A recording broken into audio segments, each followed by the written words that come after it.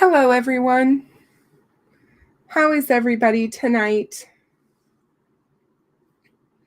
Hey, Lynn. Good to see you. Hey, Michelle. Thanks for coming. Hi, Miranda.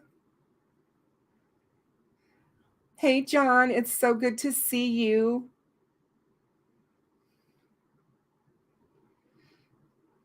Hey, Olivia. How are you tonight? Michelle, Jennifer, thank you so much for joining. You guys are my first members. Thank you so much. Hey, Judy. Always good to see you. Hey, Frank Meister. Hi. Hey, Jerry Ball. Good to have you with us.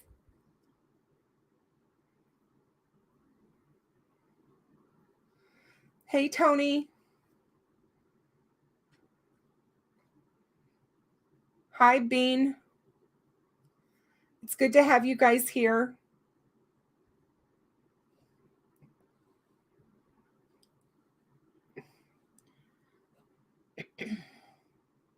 Hey, Outback.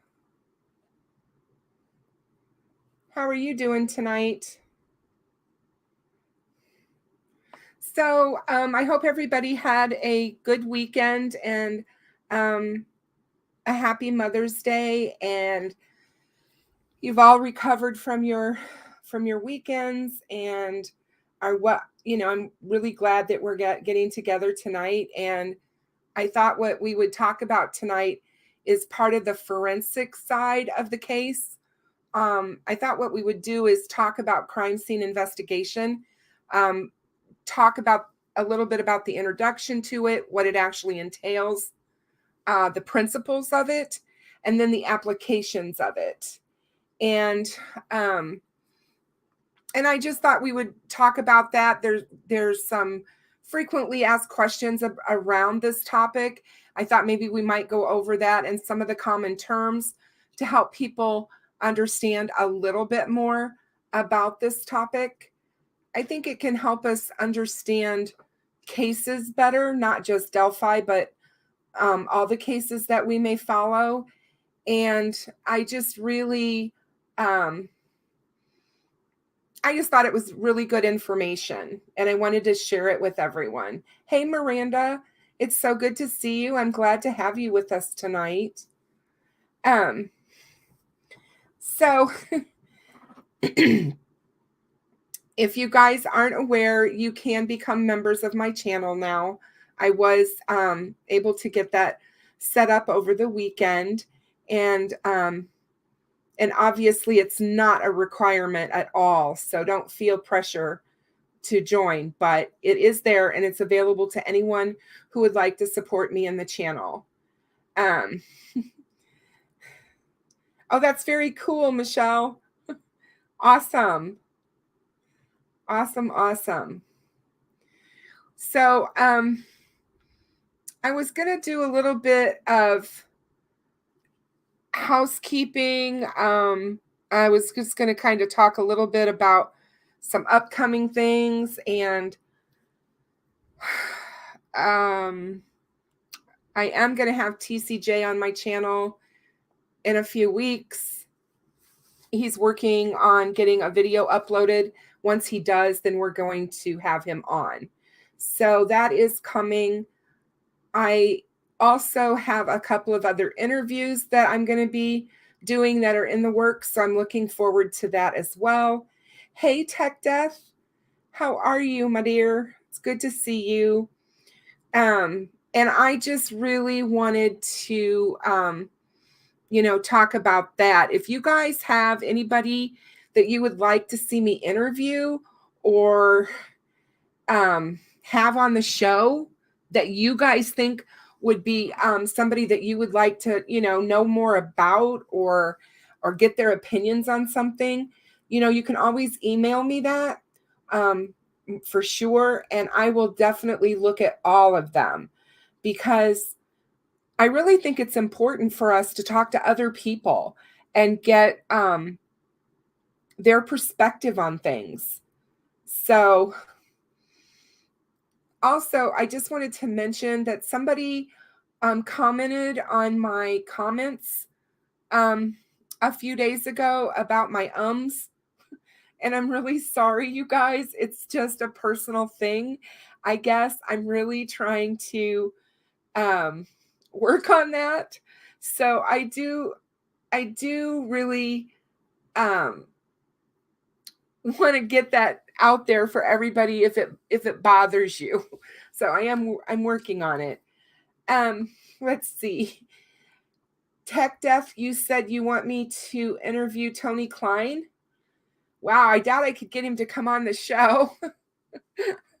That would be a good interview, I suppose. I don't know if I should do that, however. Let's see.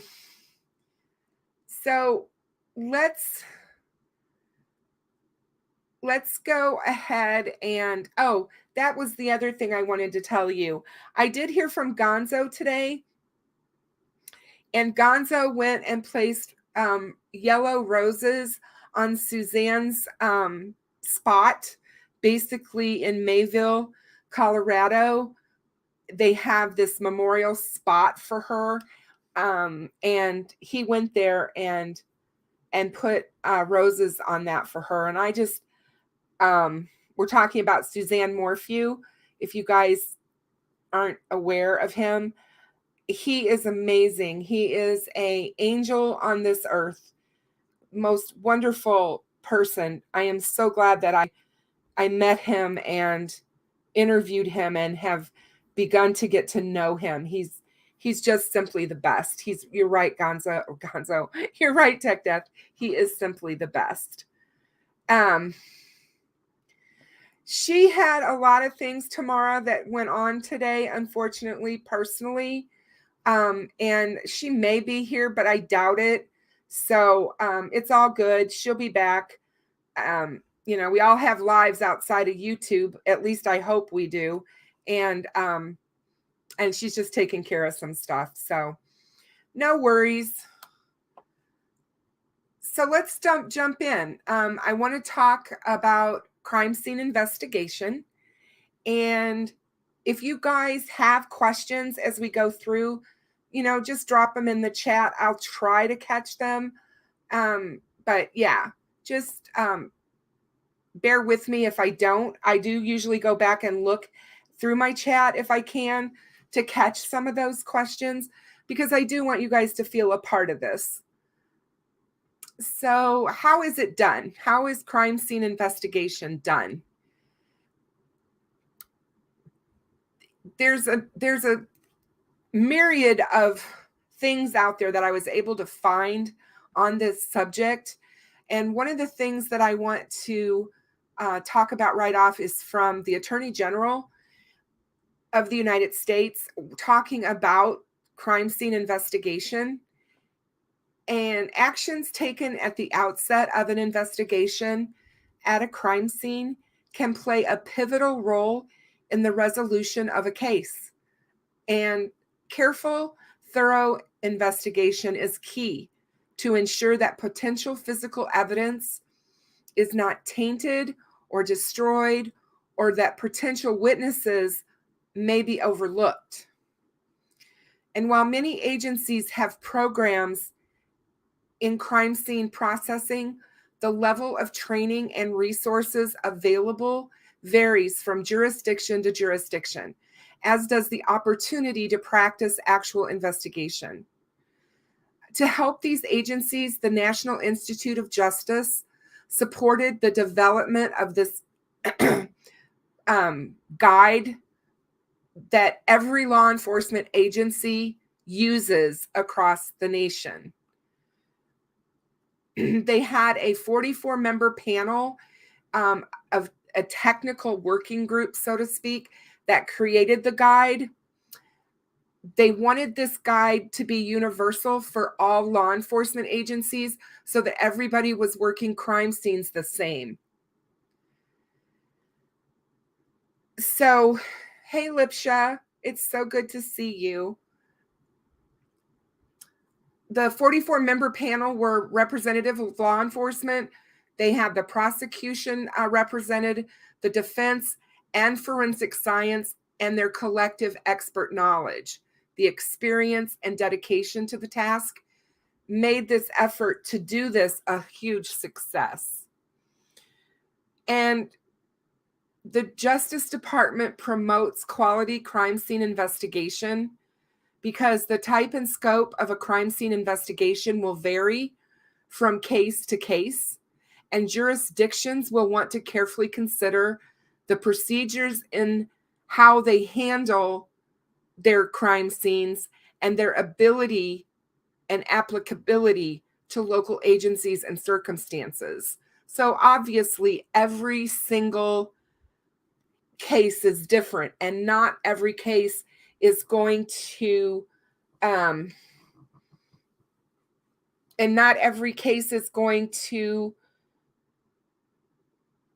be investigated the same way or evidence collected in the same manner, was what I was trying to explain. So hang on one second. My computer isn't loading something. Give me one moment.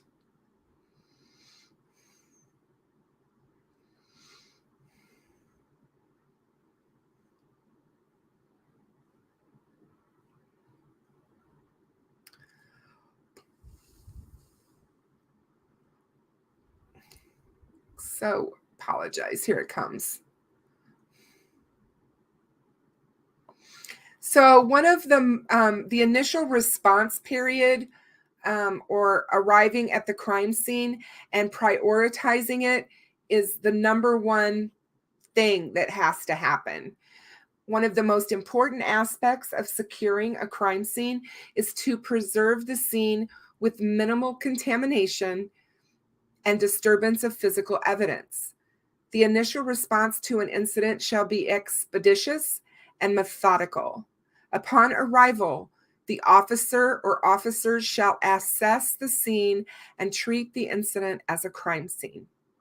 The initial responding officers shall promptly yet cautiously approach and enter crime scenes, remaining observant of any persons, vehicles, events, potential evidence, and environmental conditions.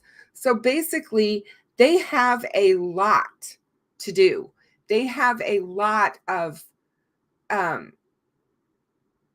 things that they do. And you can imagine if a person who comes into a crime scene and there's only one person or one officer, that's a lot for them to have to do or process immediately upon arrival. That can be very overwhelming, in my opinion. So, they have to, remain observant. They have to look at all the people who are around, the vehicles, all of that kind of stuff. So it can be pretty daunting, I would imagine. The initial responding officer or officers should note or log dispatch information, such as addresses, location, time, date, what type of call, and any of the parties that are involved if they're known. They want to be aware of any person or vehicles that may be leaving the crime scene. This is imperative. Hey, CJK, good to see you. They want to approach the scene cautiously and scan the entire area to thoroughly assess the scene and note any possible secondary crime scenes. They need to be aware of any persons and vehicles in the vicinity that may possibly be related to the crime. They also want to make initial observations, look, listen, and smell to assess the scene and ensure officer safety before proceeding.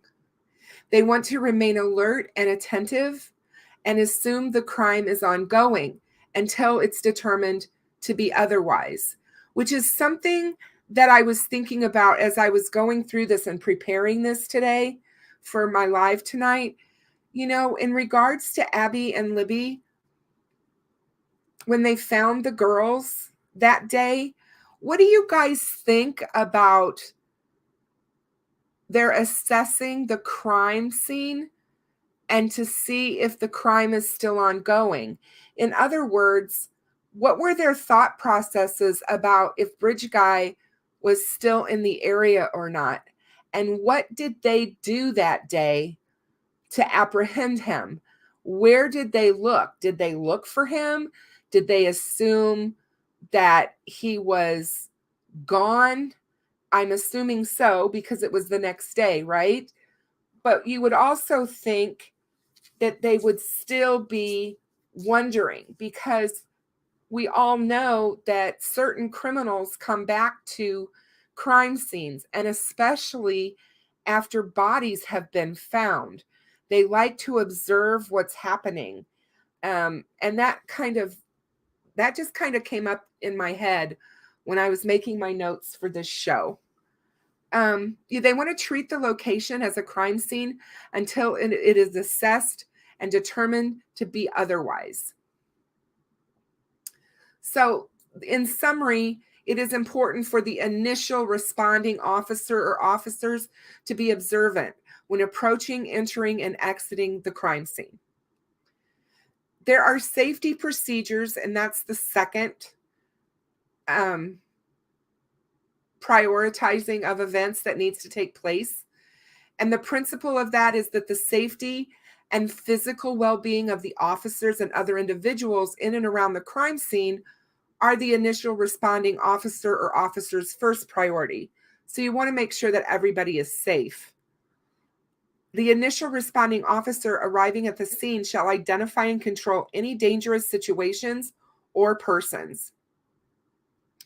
And the initial responding officers should ensure that there is no immediate threat to other responders, scan the area for sights, sounds, and smells that may present danger to personnel, such as hazardous materials, natural gas, gasoline. If the situation involves a clandestine drug laboratory, biological weapons, or radiological or chemical threats, the appropriate personnel or agencies should be contacted prior to ever entering the scene. They should approach the scene in a manner designed to reduce risk of harm to any of the officers while maximizing the safety of victims, witnesses, and others that are still in the area. Survey the scene for dangerous persons and control the situation. Notify supervisory personnel and call for assistance or backup. The control of physical threats will ensure the safety of officers and others present. John, thank you so much for joining. I certainly appreciate your support. Hey, Brad, it's so good to see you, and I'm so glad you're catching my live. Thank you so much for your donation over the weekend as well. That was very kind of you. You know, Lynn, I don't know. Lynn asked the question, why didn't we see a tent investigation? You know, I don't know what the reasoning was behind that or anything. All I know is that we did see crime scene investigators going through the crime scene. I'm not sure. I don't know why we didn't see that. It's a good question. And yes, Olivia, I think that they did probably try their best to protect the crime scene. Sadly, I think that the crime scene did get disturbed. There were so many people out there because the crime scene wasn't just where the girls were found. That crime scene is huge. And there were so many people out there. They were, smoking and probably drinking water or sodas or coffee or whatever. And so, I mean, I hate to be, blunt about it, but they were urinating, they were spitting, they were, all of that when they were searching for the girls. So there was a lot of disturbance that happened in that crime scene during the search for the girls. So basically, the summary of step 2 is the control of physical threat. So that will ensure the safety of the officers and others who are present. Number 3 is the emergency care. After controlling any dangerous situation or persons, the initial responding officer's next responsibility is to ensure that medical attention is provided to injured persons while minimizing contamination of the scene. The initial responding officers shall ensure that medical attention is provided with minimal contamination, and they should assess the victim for signs of life and medical needs and provide immediate medical attention. They also call for medical personnel, and they guide medical personnel to the victim to minimize the contamination, alteration of that crime scene. They point out potential physical evidence to medical personnel and instruct them to minimize contact with that evidence. For example, they want to ensure that medical personnel preserves all clothing and personal effects without cutting through bullet holes, knife tears, and document movement of persons or items by medical personnel. I never thought about that before, you guys, but it makes perfect sense. If you have a person who has been attacked by a knife and there's stab wounds, you wouldn't want medical personnel cutting off their clothes to render aid or whatever and damage those tears and rips in the clothing, because those become extremely important when they're trying to compare weapons and dimensions of the wound and the serration of the edges of the blades and things like that.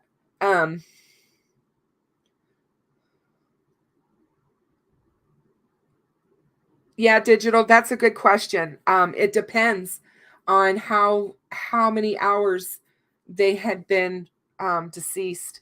I don't think we will know that, obviously, until that comes up at trial. So you want to instruct the medical personnel not to clean up the scene and to avoid removal or alteration of items originating from the scene. If medical personnel arrived first, you want to obtain the name, unit, and telephone number of attending personnel and the name and location of the medical facility where the victim is to be taken. If there is a chance the victim may die, attempt to obtain dying declarations. Document any statements, comments made by victims, suspects, or witnesses at the scene. Then for number 3 is the with the rest of the emergency care. If the victim or suspect is transported to a medical facility, a law enforcement officer must go with the victim or suspect to document any comments made and preserve evidence. Obviously, if victims are deceased, I'm not sure that that's important. If no officers are available to accompany the victim, stay at the scene and request medical personnel to preserve evidence and document any comments made by a victim or suspect. So in summary, the emergency care is assisting, guiding, and instructing medical personnel during the care and removal of injured people. And that's going to diminish the risk of contamination and loss of any evidence. The next step is to secure and control persons at the scene. Controlling, identifying, and removing persons at the crime scene and limiting the number of people who enter the crime scene and the movement of such persons is an important function of the initial responding officer in protecting the crime scene. And you know what? When I was going over that principle, I thought to myself, my Lord, if we just talk about the John Bonet case, that certainly didn't happen with that officer that day. Hey, Aaron, good to see you. Thank you so much for coming in. Look at all of the number of people that were not limited to being in that house. I mean, it was just crazy. Hey, little Pookie, good to see you. And thank you for answering that. Digital says that rigor mortis sets in around 2 to 4 hours. Lividity is the pooling of the bloods. There is no doubt if they were deceased on the 13th and found on the 14th. So there you go. Pookie, thank you so much for that information. Hey, Rosewood, so good to see you. Thanks for stopping in tonight.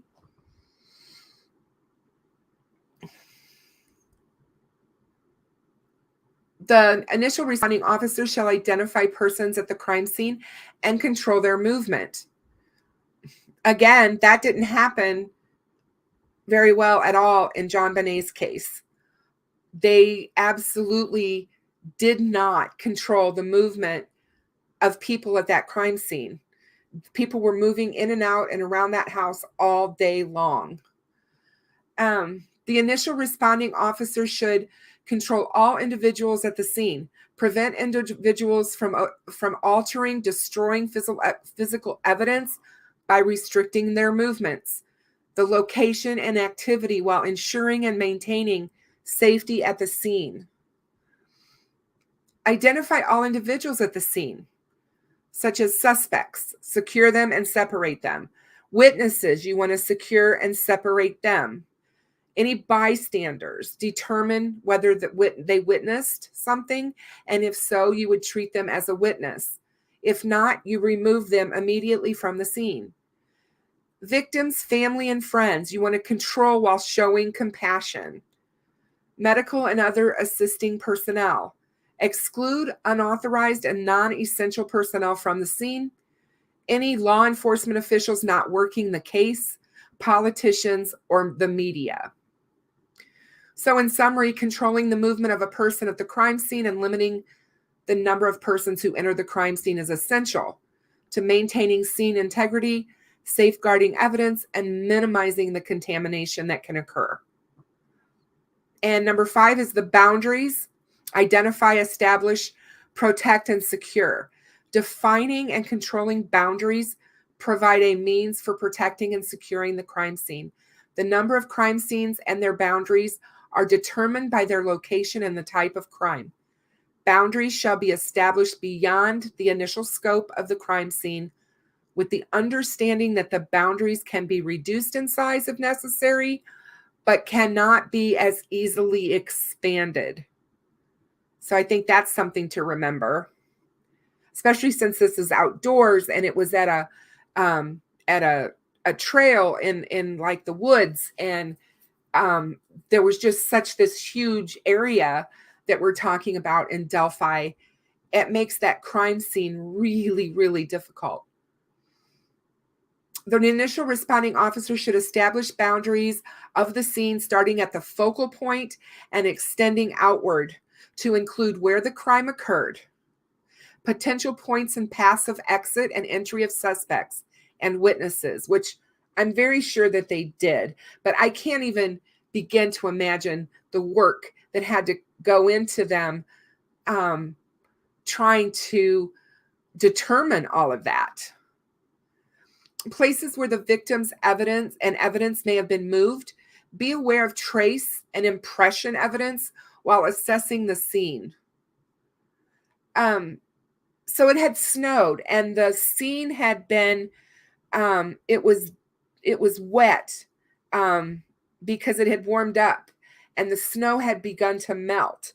So there was, I think it was Barbara McDonald that talked about this in Down the Hill a little bit, that it was kind of like, not mud, seriously muddy, but it was enough to make imprints with your shoes in the muddy areas.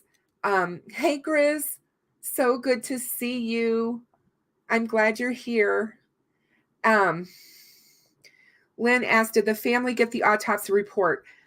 I do not know the answer to that question. I believe that it has been said, and there are a number of rumors out there.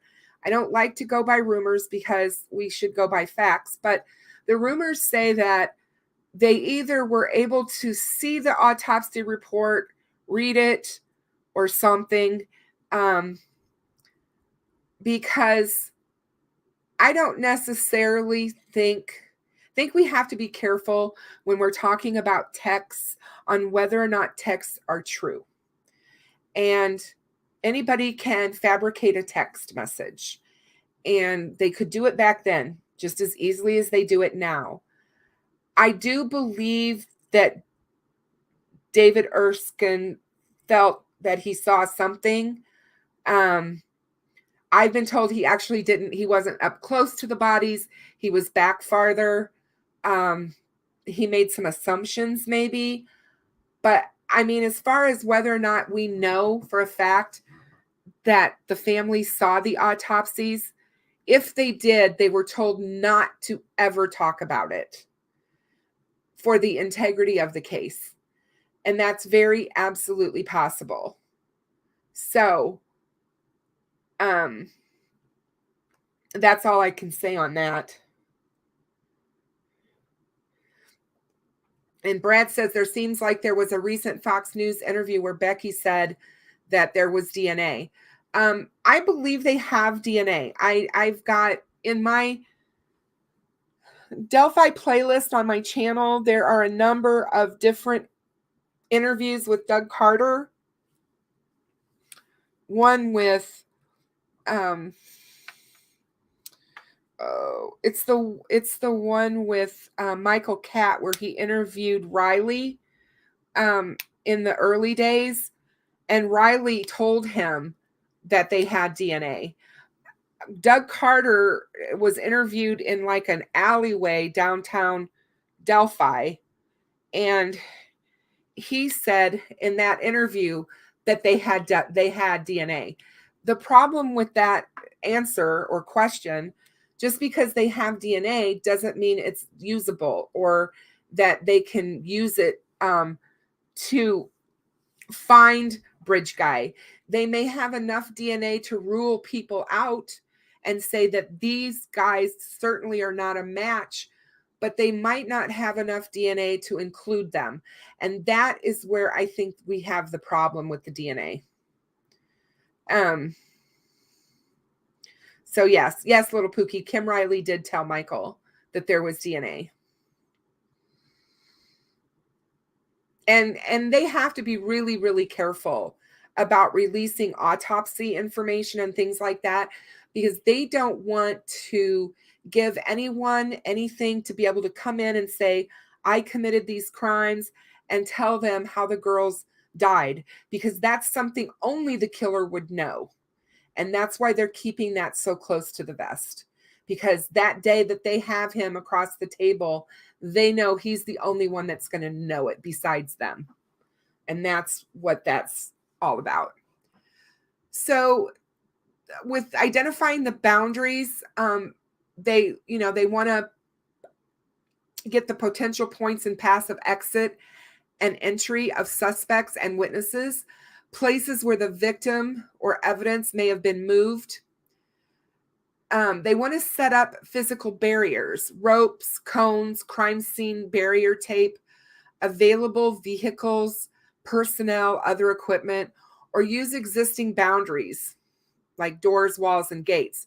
Be them the fact that we were out in the middle of the woods, they didn't have the ability to do that. So I'm sure they used the cones and the barrier tape, because we saw that. We saw it in the woods. We saw it at the southeast side of the bridge. We know they used crime scene tape out there. They want to document the entry and exit of all people entering and leaving the scene once the boundaries have been established. So there's a lot of documentation that goes on at crime scenes. There's somebody out there that's observing everything that's happening, and they're watching all of these people, and they're making notes of all of this thing. And I think that that's pretty telling. They get a lot of information just by that, of what's happening around that. Hey, Melodramatic Monday. Good to see you. They want to control the flow of personnel and animals entering and leaving the scene to maintain integrity of the scene.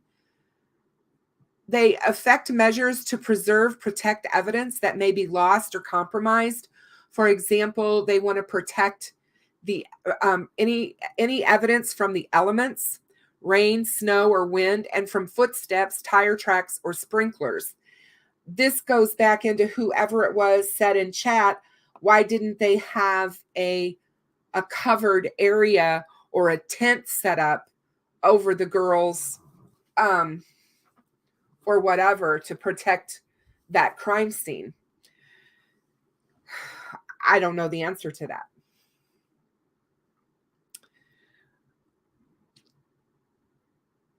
They want to document the original location of the victim or objects that you observe being moved. Consider search and seizure issues to determine the necessity of obtaining consent to search and or obtaining a search warrant. Now, we know for a fact that they got the first initial search warrant they got was for Ron Logan's property because the girls were found on Ron Logan's property.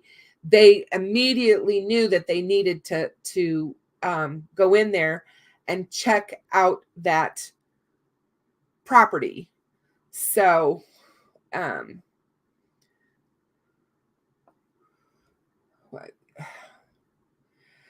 know for a fact, Olivia, that it was for at least a couple of weeks. Crime scene tape was there even, I think, weeks later. They never took it down. However, I know that they still had people going into the crime scene weeks after the actual murders. So they still had people going in there from law enforcement looking around and looking for things. So for quite a while.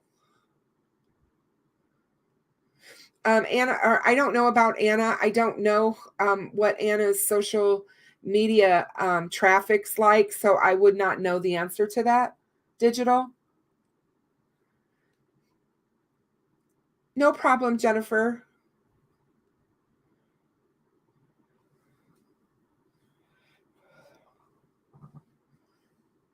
So Michelle was a prior CSI, and she says some scenes that she investigated were compromised by the other officers that arrived before she got there, and it caused serious problems. They called her a pit bull when she showed up. Well, good for you, because, you know, one of the things that's been said about this case is that, and I've heard this from a few different people. So I pretty much feel that this is solid evidence here of what I'm saying, that the crime scene technicians were told not to talk to each other and to remain only with what their specific task was to do.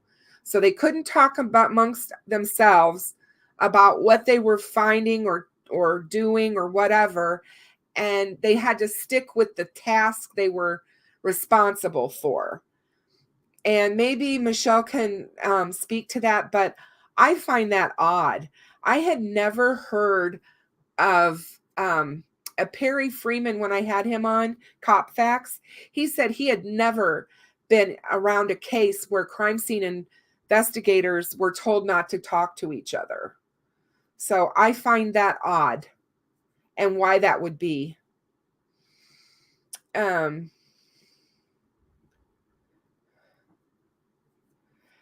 Well, Digital, the way it works is the coroner actually does the paperwork on the death.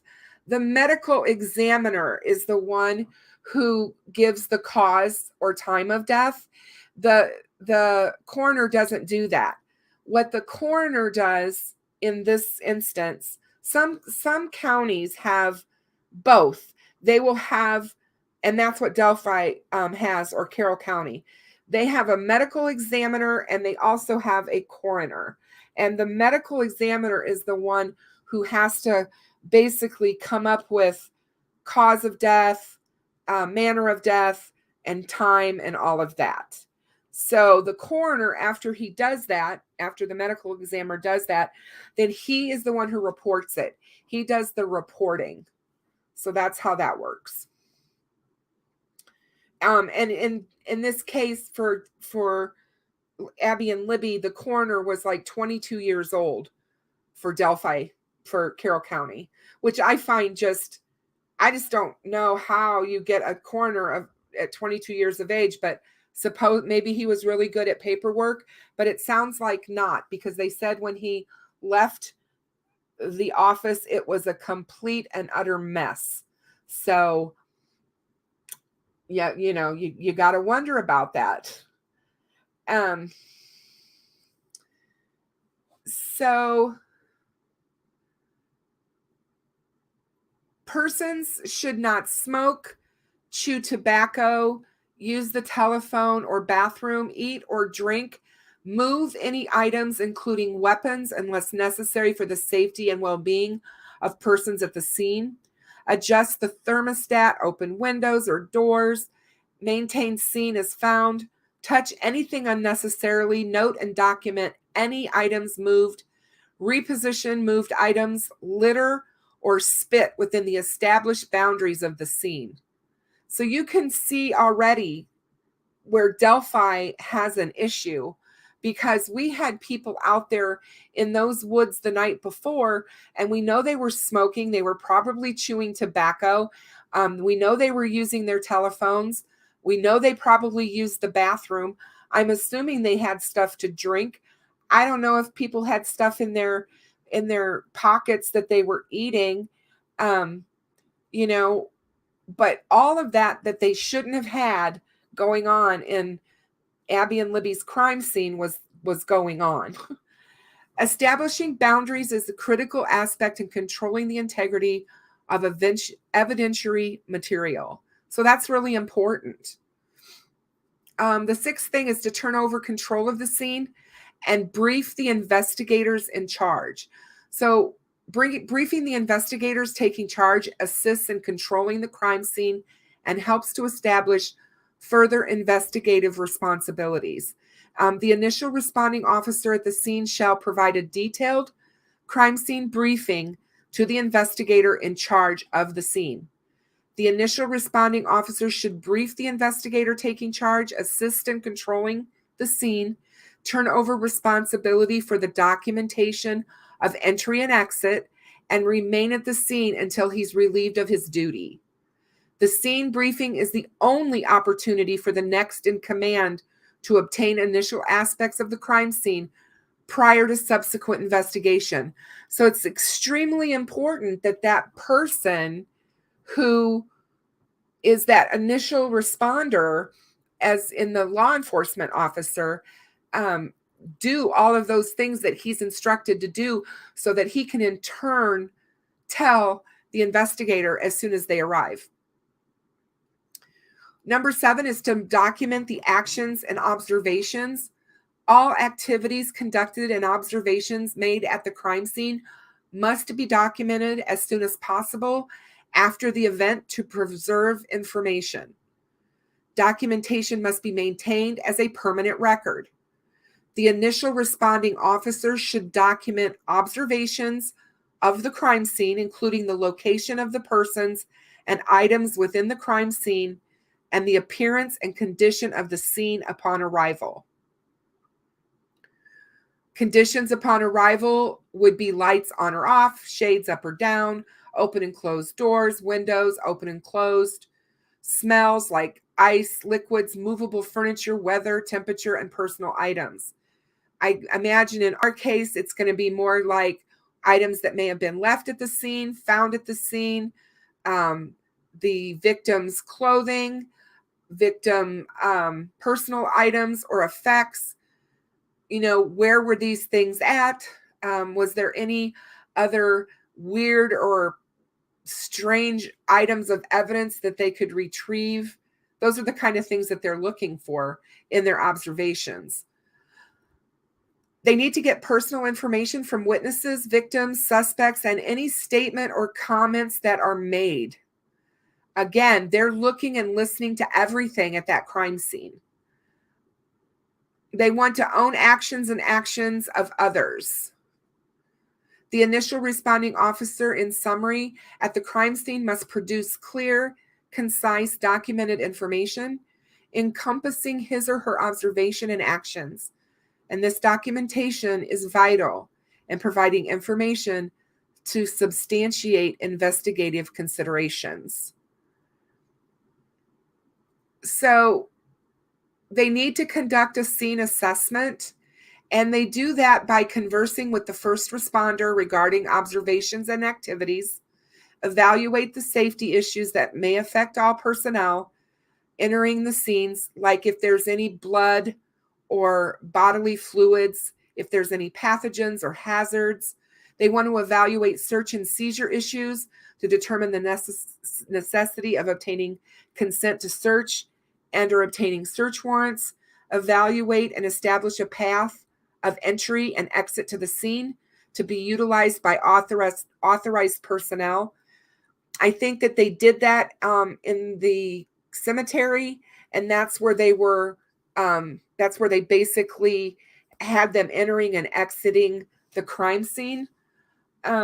Evaluate initial scene boundaries, determine the number and size of scenes and prioritize them. Establish a secure area within close proximity to the scene for the purpose of consultation and equipment staging. And if multiple scenes exist, establish and maintain communication with personnel at those locations. Establish a secure area for temporary evidence storage in accordance with rules of evidence chain of custody. I don't remember, and I'm not sure if you guys do. Do we feel that they had established that the CSP building was a crime scene area or a possible area for evidence at the time of the murders? I know there were vehicles parked there. I have pictures of that from the RTV helicopter that was flying over that day. I know that there were vehicles, law enforcement vehicles, parked right there at the driveway to the CPS building, but I don't necessarily think that they cordoned that area off, and that kind of bothered me. They want to establish a secure area for temporary evidence storage in accordance with rules of evidence chain of custody. Chain of custody with evidence we'll talk about. It's extremely important. They want to determine and request additional investigative resources as required. For example, personal specialized units, legal consultation, prosecutors, and equipment. Ensure continued scene integrity. Document entry and exit of authorized personnel and prevent any unauthorized people to access the scene, no matter what. There were law enforcement officers that stayed out there overnight for quite some time, making sure that nobody was entering that scene while they were still collecting evidence. Ensure the witnesses to the incident are identified and separated and obtain valid IDs from everyone. Ensure the witnesses to the incident are identified and separated. Ensure the surrounding area is canvassed and the results are documented. Ensure preliminary documentation, photography of the scene, injured persons and vehicles. And the scene assessment is very important because it allows for the development of a plan for the coordinated identification, collection, and preservation of the physical evidence and identification of witnesses. It also allows law enforcement for the exchange of information among themselves and the development of investigative strategies. So they're already starting to do that at the crime scene before they ever take their information back to the station. And I just don't see where, I guess we don't really know how well this was done. Again, not to throw law enforcement under the bus or not to bash the immediate responders to the Abby and Libby scene, but we have to go back and say that these guys were not experienced in this type of a crime scene. They were not experienced in double homicides, especially double homicides of children. There had to have been a number of mistakes made in this case when it comes to how the crime scene was handled. Whether or not that's going to end up being something that can possibly be a hindrance for them in court, we only will have time that will tell us. They also need to conduct a scene walkthrough and initial documentation. The scene walkthrough provides an overview of the entire scene, identifies any threats to scene integrity, and ensures protection of the physical evidence. Written and photographic documentation provides a permanent record. So they have to have, everything has to be processed and everything has to be written down and they have to have photographs of all of it. During the scene walkthrough, the investigator in charge should avoid contaminating the scene by using the established path of entry. Prepare preliminary documentation of the scene as observed. Identify and protect fragile and perishable evidence. For example, consider climate conditions, crowds, hostile environment. Ensure that all evidence that may be compromised is immediately documented, photographed, and collected. And I'm assuming they would have done that immediately with the clothing that was found near the creek, the cigarette butts that were in the creek. Those kinds of things would have needed to be immediately documented, photographed, and collected so that they were no longer being damaged by the climate that they were in via water.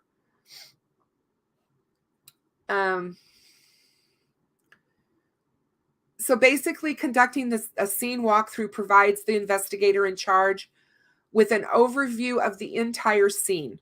The walkthrough provides the first opportunity to identify valuable or fragile evidence and determine initial investigative procedures, providing for a systematic examination and documentation of the scene. Written and photographic documentation records the condition of the scene as first observed, providing a permanent record. The next thing that they do is they process the scene. So your crime scene technicians actually come into the scene. They come into it based on the type of the incident and the complexity of the scene. The investigators in charge shall determine what that team composition is. And trained personnel shall perform scene processing. And the investigator in charge shall assess the scene to determine specialized resources required. Following the walkthrough, the investigator in charge should assess the need for additional personnel, be aware of the need for additional personnel in cases of multiple scenes, multiple victims, numerous witnesses, or other circumstances. And we know that they had quite a few crime scene technicians. We saw them.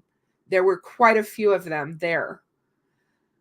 Assess forensic needs and call forensic specialists to the scene for expertise and or equipment. They ensure that the scene security and the entry-exit documentation are continued. Select qualified personnel to perform specialized tasks, such as the photography of the scene, sketching the scene, latent print collection, and evidence collection. They want to document team members and assignments. The scene assessment determines the number of personnel and how the responsibilities will be assigned. And once they have that down, they limit access to that scene for only those personnel. No one else is allowed in there. They also are concerned about contamination control. Contamination control and preventing cross-contamination at single or multiple scenes is essential to maintaining the safety of personnel and the integrity of evidence. And the investigators in charge shall require all personnel to follow procedures to ensure scene safety and evidence integrity. Other responders and or team members should limit scene access to people directly involved in scene processing only. Follow established entry and exit routes, identify first responders, and consider collection of elimination samples. So if you didn't know that, that's one thing that they also do at the crime scene, is they take samples of DNA from everyone that was in law enforcement, witnesses, whatever that's around that crime scene, to use as elimination samples, to eliminate them as possible suspects. Designate secure area for trash and equipment. Use personal protective equipment or PPE to prevent contamination of personnel and to minimize scene contamination. They clean and sanitize or dispose of tools, equipment, and personal protective equipment between evidence collections and or scenes. So they're changing their PPE every time they're collecting evidence at a different location. I didn't know they did that either, but that makes sense to me that they would do that. They utilize single-use equipment when performing direct collection of biological samples, and they basically want to minimize contamination by being safe, clean, and careful to ensure the welfare of personnel and the integrity of their evidence. Once they have that, documentation is essential.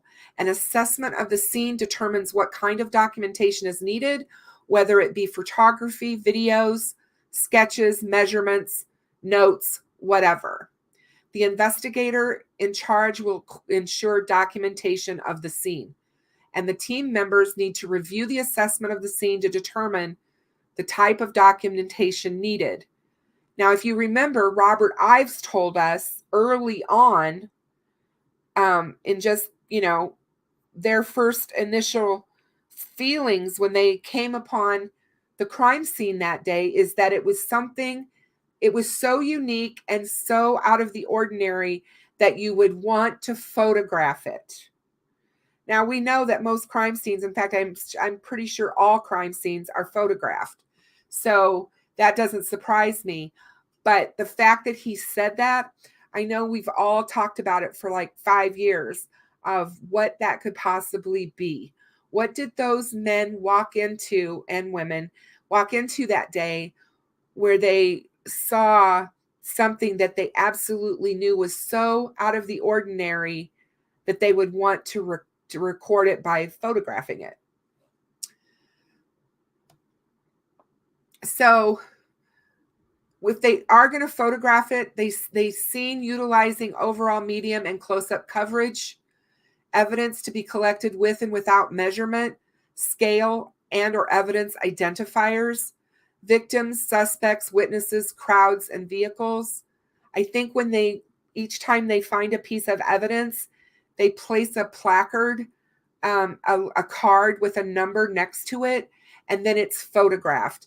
They do that for the chain of evidence and evidence collection for when they present it in the court of law, because the chain of custody of evidence is absolutely imperative that it not be broken. And if you guys aren't aware, that's one of the things that happened in the O.J. Simpson case, which is one reason why O.J. walked, was because the chain of evidence was broken on his blood sample that they took from him at Rockingham in the bedroom. And one of the lead detectives put it in his suit coat pocket and went all over LA that day. Instead of immediately taking it to the lab and turning it in, he went everywhere. He went back to the crime scene. He went back and forth from there to OJ's house, back to the crime scene. And those are the things that you cannot do.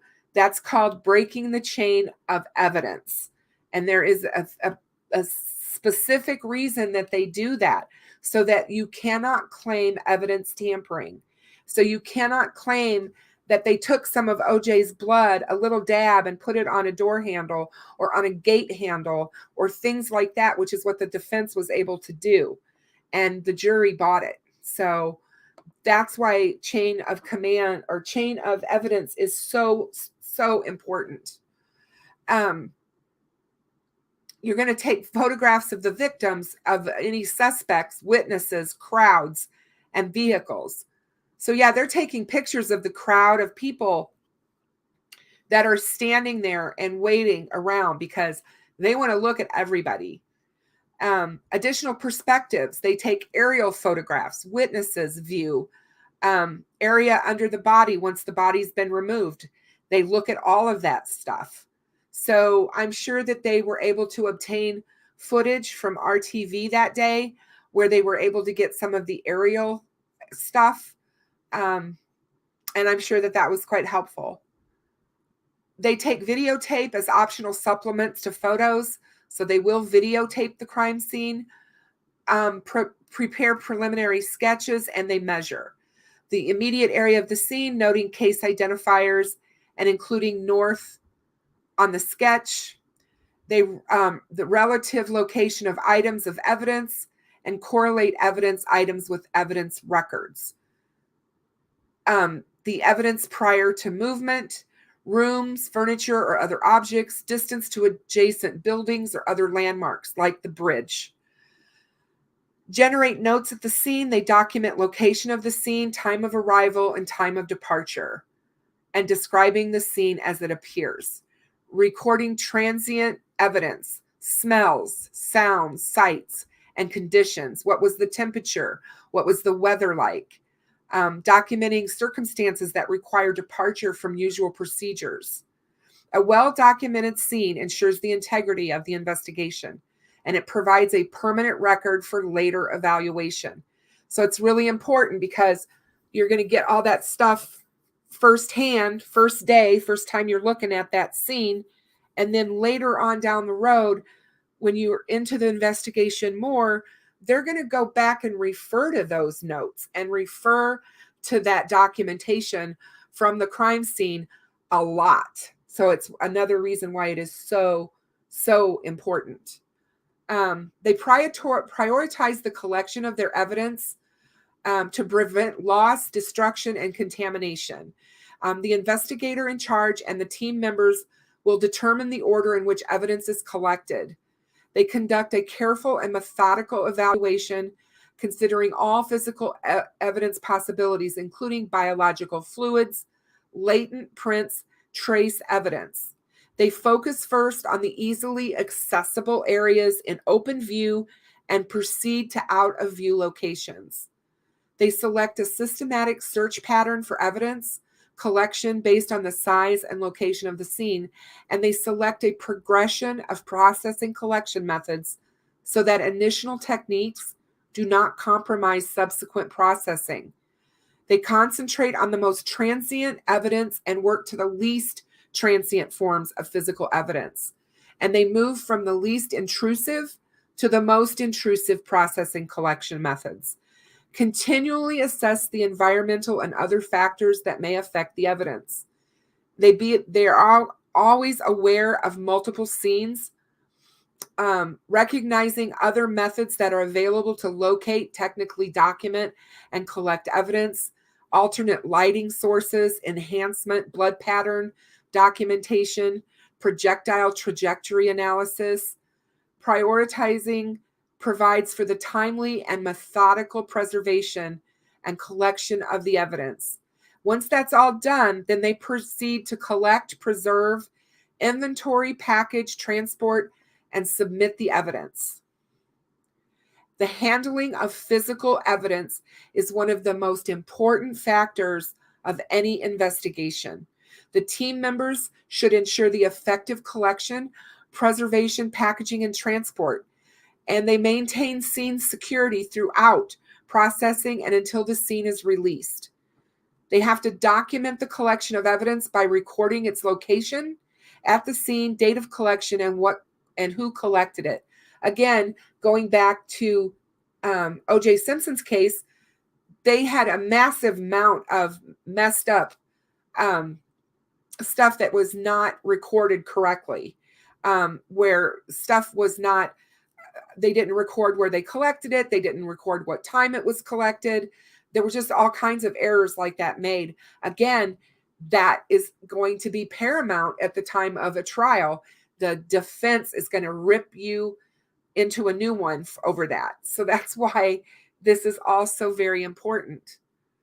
They want to collect each item identified as evidence and establish that chain of custody that we've talked about. Obtain standard reference samples from the scene. Obtain control samples. Consider obtaining elimination samples. And immediately secure electronically recorded evidence. Answering machine tapes, surveillance camera videotapes, computers from the vicinity. So we know for a fact that they found the cell phone. So they would have secured that phone immediately because of what might possibly have been on it. They want to identify and secure evidence in containers Label, date, initial each one of them at the crime scene. You don't get it and then later do it. You do it right then at that very moment. A different type of evidence requires different containers. Some are porous, some are non-porous, and some are crush-proof. You want to package the items to avoid contamination and cross-contamination. Document the condition of firearms, weapons prior to rendering them safe for transportation and submission.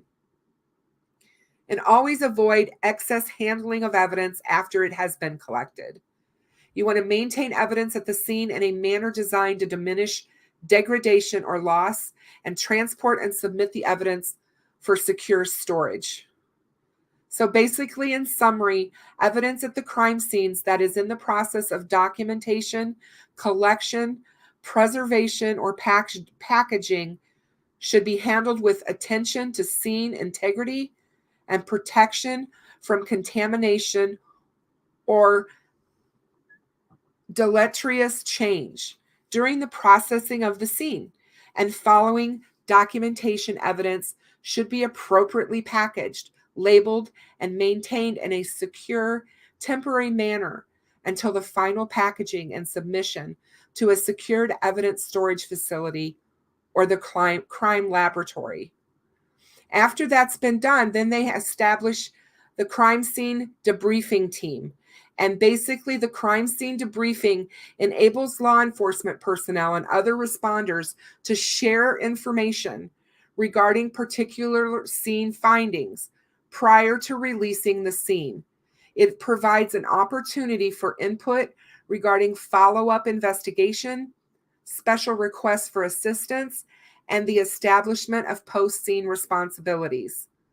Law enforcement personnel and other responders shall participate in or initiate a crime scene debriefing to ensure the crime scene investigation is complete and to verify post-scene responsibilities. They don't want to release a scene if everything has not been looked at or processed correctly. So this is a way for them to make sure of that and protect it. The investigator in charge of the crime scene should establish a crime scene debriefing team.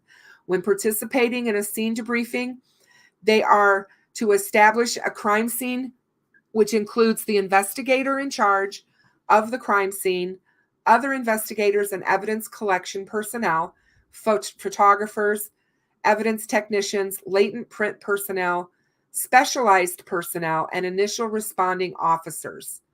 Determine what evidence was collected, discuss preliminary scene findings with the team members, and discuss potential technical forensic testing and the sequence of tests to perform. So they're going to make sure that they look at all this evidence that they've collected, and then they're going to decide what pieces of evidence needs to have the tests and what tests performed on them first and in what order. They're going to initiate any action identified and discussion required to complete the crime scene investigation. And they're going to brief persons in charge upon completion of the assigned crime scene tasks. They establish post-scene responsibilities for law enforcement personnel and other responders. So basically, in summary, the crime scene debriefing is the best opportunity for law enforcement personnel and other responders to ensure that the crime scene investigation has been complete. Then they perform a final survey of the crime scene, and each area identified as part of the crime scene is visually inspected. All evidence collected at the scene is accounted for. All equipment and materials generated by the investigation are removed, and any dangerous material or conditions are reported and addressed. The crime scene is released in accordance with jurisdictional requirements. They conduct a scene walkthrough that ensures that all evidence has truly been collected and that materials are not inadvertently left behind, and that any dangerous material or conditions have been reported and addressed. They document the crime scene again, and basically that's what they do.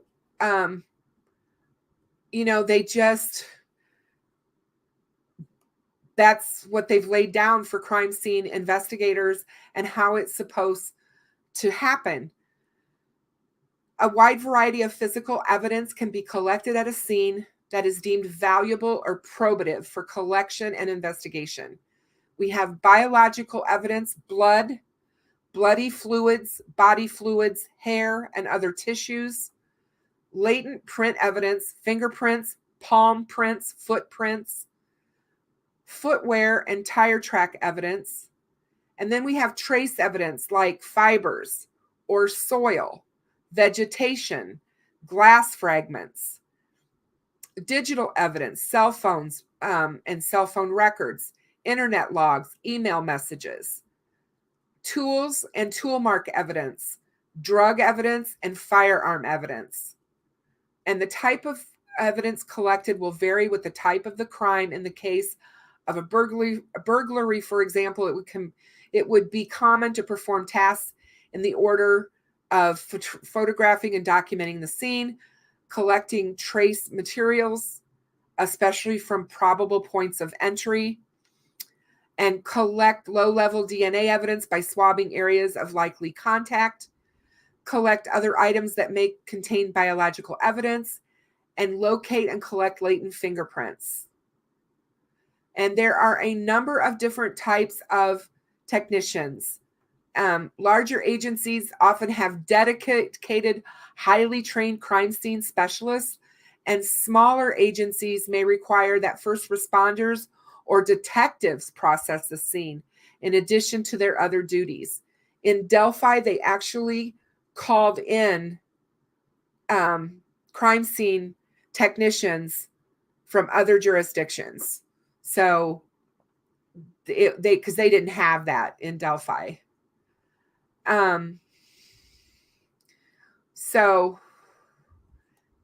that's basically the information on crime scene investigations and how they work. And I was, I go back to, it's extremely technical. There is a lot of things they're required to do and a lot of documentation. I can't even imagine the documentation when you have a double homicide, because you have two bodies that you have to take all that information from. So yeah, it's a lot. I'm going to go back here a little ways, guys, and look at the chat and see if there's any questions that I might have missed,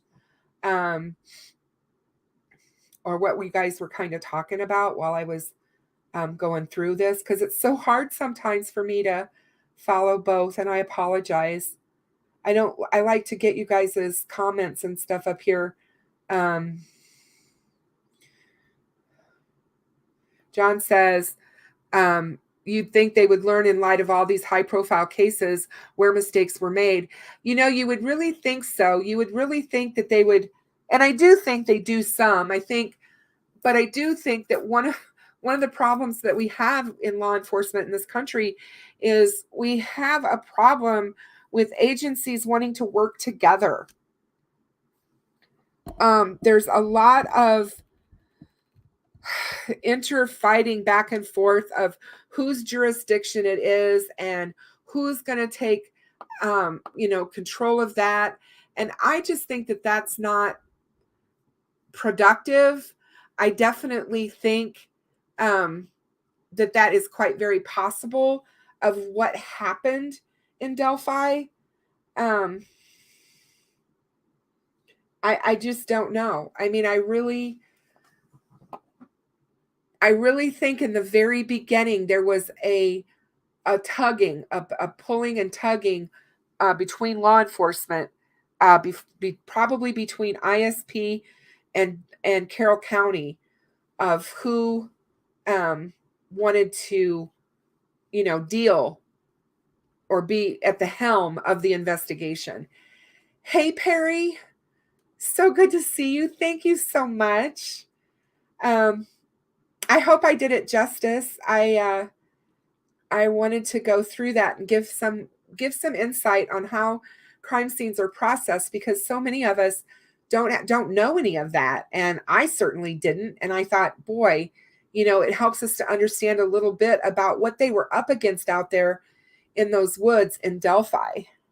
And obviously, because, being a police officer for so long, you had many scenes that you probably were in charge of and had to weed through all of that information. So it makes it difficult, I think, when you have an outdoor location of a crime scene with two victims in that relatively large area.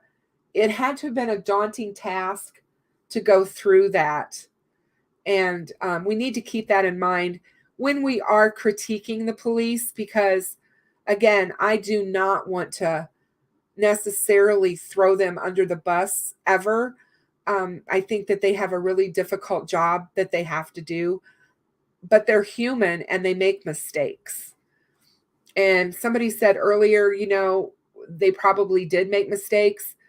I guarantee you they did.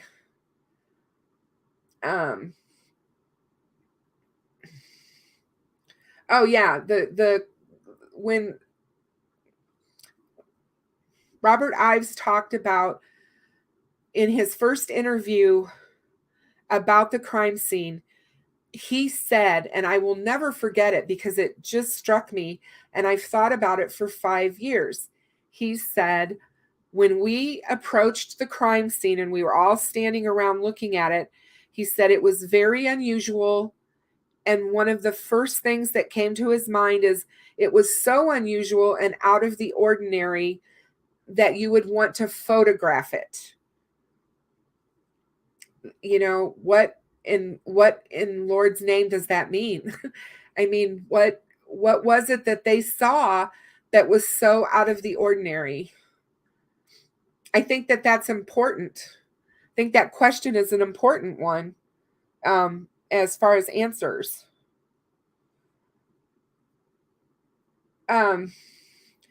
Brian, hi, you are correct.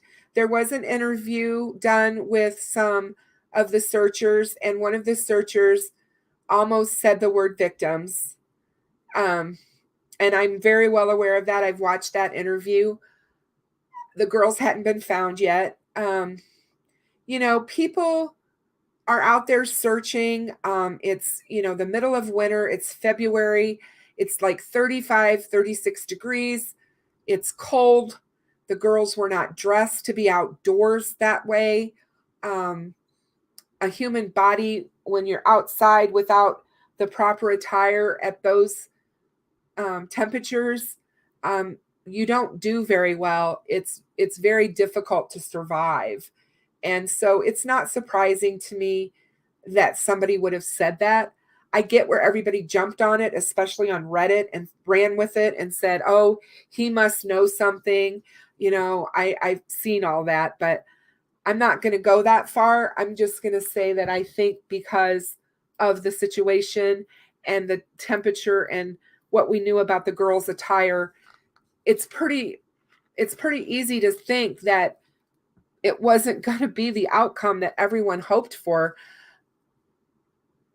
I don't understand why.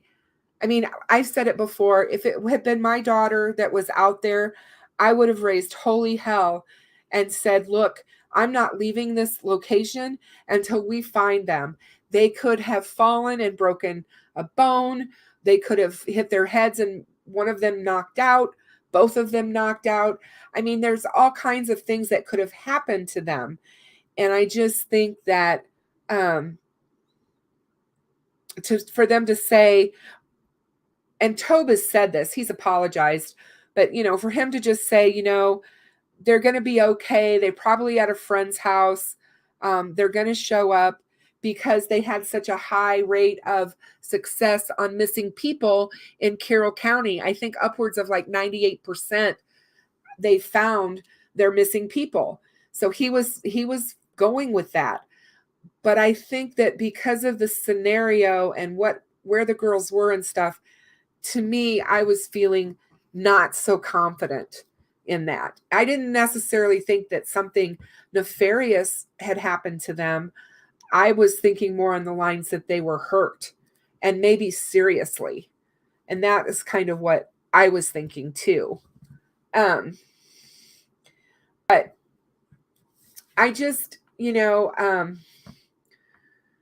there's just a lot. And like I said, there's so much we don't know about the crime scene in Delphi. So it's really hard for us to really know exactly what transpired. Thank you, Lynn, so very much. I so appreciate you. But yeah, it's really hard to know how we should think about things because they've never released anything to us about the crime scene.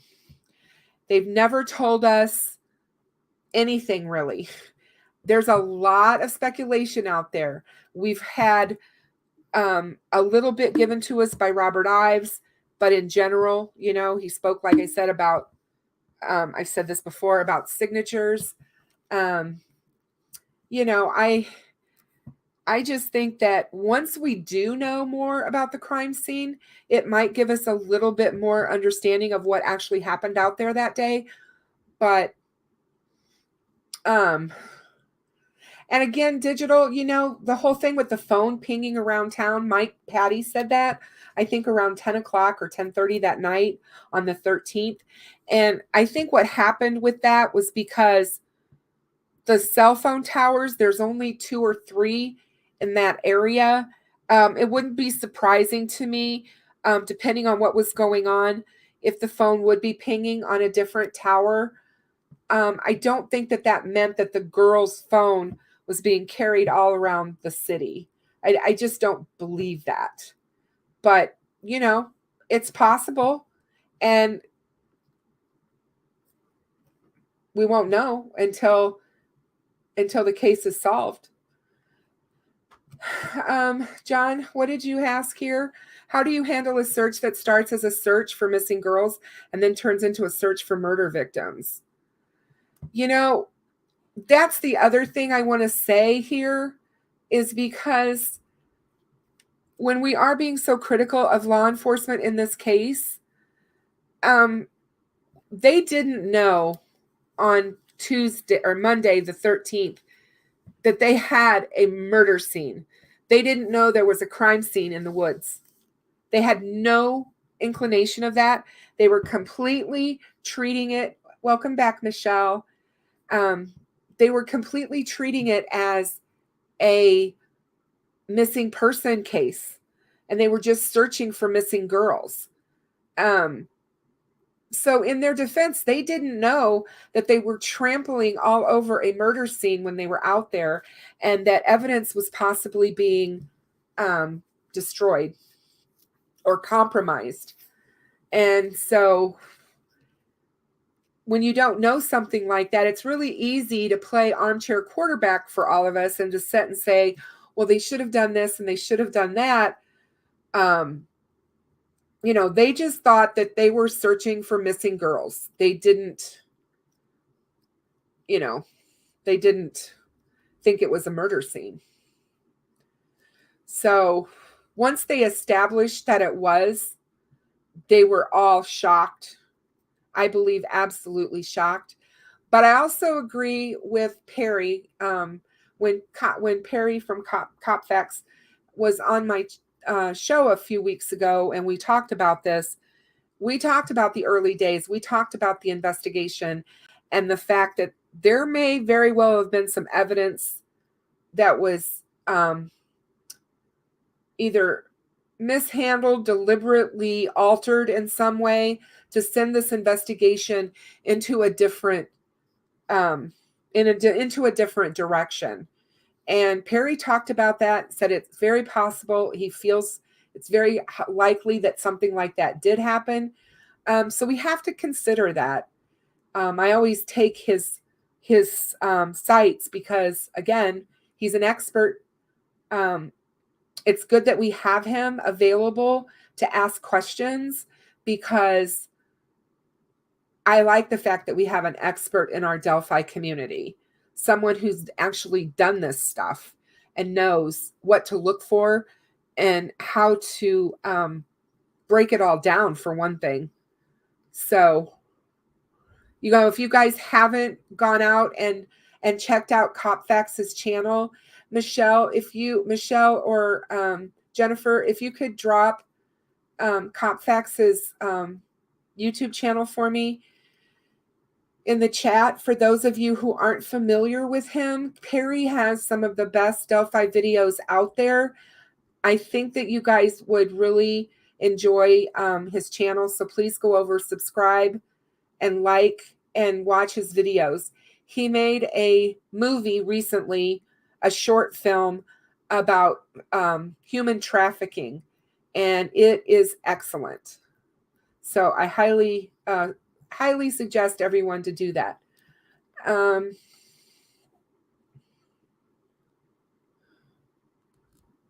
Yeah, Digital, you're right. I don't think he would have mentioned it on TV unless he thought the phone could be moving. I think they were hopeful.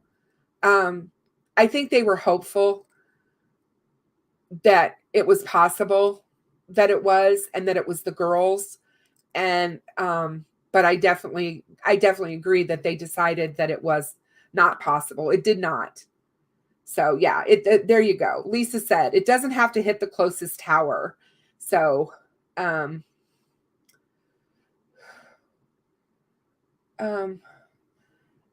Psyop says who we need to talk to is a 17-year-old girl that Kagan said Tony slept with. We need to hear that story in full and how it went down, because I think that might have been an early run at this. It's very possible. I don't know that I would. I mean, obviously, if she's 17 now, she's probably an adult, much older. I don't know if she would want to speak about that or not, depending on everything, and you wouldn't want to re-victimize her. So I'm not so sure about that, but I'm sure that law enforcement has done some of these things. So they're the ones who really need to be talking to these kinds of people, not us here on YouTube. Those are things that we need to leave to law enforcement to talk to.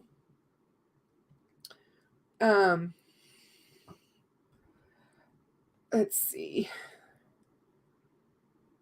Oh, it's okay, Michelle. I can go out and get it. Hold on 1 second. I'll get it and drop it. Just give me a minute, you guys. I will get it. Where are you? There you are.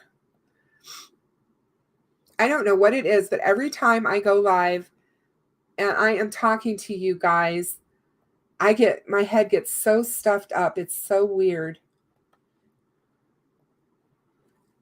Okay, you guys. So there's CopFax's YouTube account. So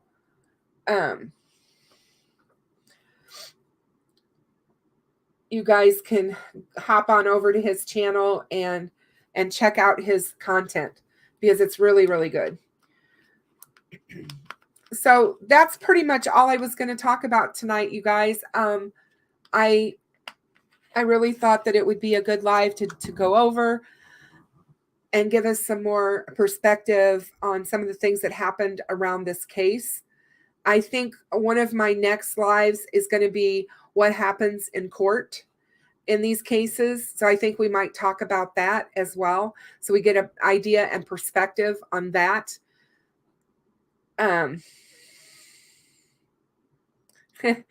Dave says, working in high-stress restaurants for decades, the public thinks they know exactly what we need to do. Yeah, it's, it's there. People mean well. And I think that there's a lot of people out there that, like you said, that just don't understand how things can affect a case. If you guys get a chance and you haven't seen my live interview with Perry from CopFax, please go back and watch it, because he talks about how things on YouTube and social media can negatively affect this case or any case. And we need to be very mindful of that and pay attention to those things. But it's so wonderful, guys. I'm so glad that I had the live. I really wasn't going to go live. I had a really stressful couple days, but I was like, you know what? This is this really helps me to unstress. So I was like, I'm going to go ahead and do a live tonight. And now I'm really super glad I did, because I think we had a good show. I think there was a lot of good conversation that you guys had in the chat about things. And keep praying for Suzanne Morphew, you guys, and that they find her. There was a update I saw on TV a couple of days ago over the weekend in Colorado. I think it was probably because the anniversary of her disappearance was Mother's Day, and she disappeared in 2018, and where they're trying to search, or where the law enforcement wants to search for her, it's under 5 feet of snow right now, and the snow's starting to melt.